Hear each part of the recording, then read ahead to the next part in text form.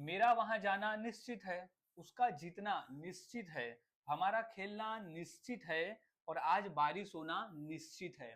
So welcome back to my class guys. और आज की इस क्लास में मैं इसी तरह के कॉमन वाक्यों की इंग्लिश सिखाने वाला हूं इंग्लिश फॉर्मूले की मदद से, जहां आप आसानी से ऐसे वाक्य को इंग्लिश में बोलना सीख जाओगे। तो सबसे पहले हम सेंटेंस देख लेते हैं कि ये किस प्रकार के है। जैसे मेरा वहां जाना यानी कार्य को करना निश्चित है, उसका जीतना निश्चित है, हमारा खेलना निश्चित है और आज बारिश होना निश्चित है। निश्चित है यानी पक्का है, होगा ही होगा, कोई नहीं रोक सकता, होगा ही होगा, निश्चित है। जैसे मनुष्य का मरना निश्चित है, वो मरेगा ही मरेगा, आज नहीं तो कल, लेकिन उसका मरना निश्चित है। तो इसी तरह के निश्चित है वाले वाक्य को इंग्लिश फॉर्मूले की मदद से इतनी आसानी से सिखाऊंगा कि आप सभी के लिए वाक्य को इंग्लिश में बनाना और फिर उसे रोजाना के बोलचाल में बोलना आसान हो जाएगा। और हाँ गाइज, मैंने ऐसे ही 300 इंग्लिश सेंटेंस फॉर्मूला भी तैयार किया है, जिसके आधार पर आप आसानी से रोज के बोले जाने वाले सेम तरीके के वाक्य को इंग्लिश फॉर्मूले की मदद से सीख सकते हो। इस पीडीएफ में मैंने आसान तरीके से बताया हुआ है।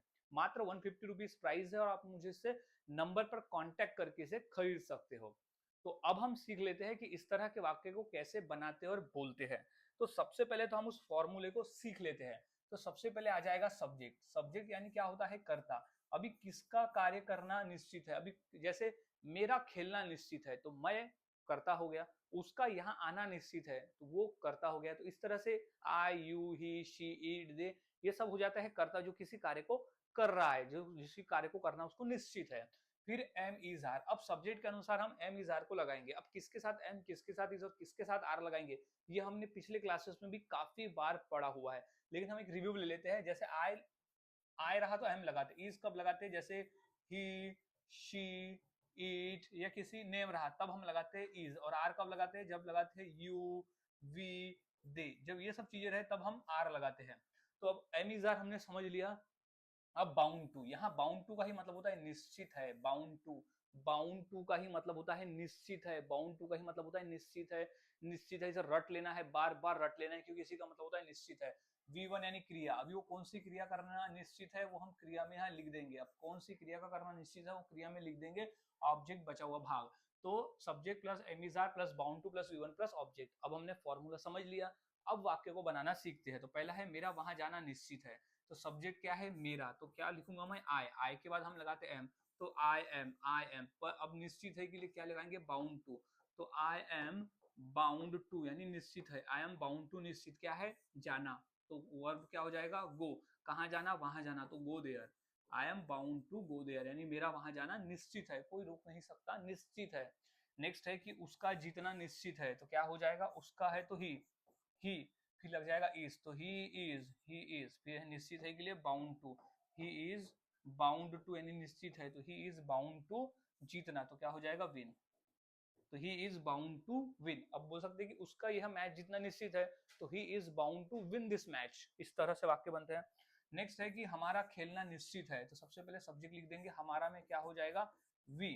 फिर लिख देंगे आर, तो वी आर, फिर क्या निश्चित है के लिए? Bound to, we are bound to, we are bound to क्या करना? खेलना, we are bound to play यानी हमारा खेलना निश्चित है, तो we are bound to play.